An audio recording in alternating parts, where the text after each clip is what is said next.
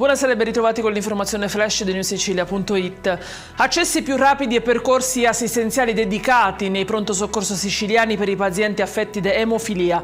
La Regione ha approvato infatti una direttiva che punta a migliorare la gestione delle emergenze, garantendo anche la disponibilità dei farmaci salvavita in tutte le strutture di emergenza e urgenza dell'isola, comprese le ambulanze e gli elicotteri del 118.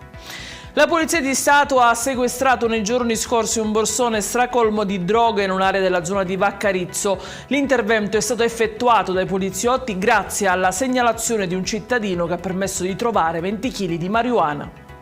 Il 25 giugno Finarte porta in assa oltre 1400 lettere di Giovanni Verga e familiari, un imponente archivio in possesso di uno studioso che partirà da una base di 80.000 euro.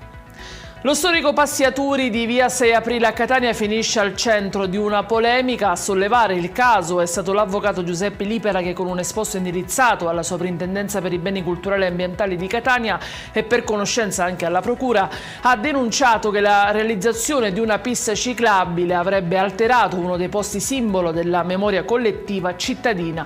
La Soprintendenza ha dato ragione al legale e chiesto al Comune di Catania il ripristino dei luoghi.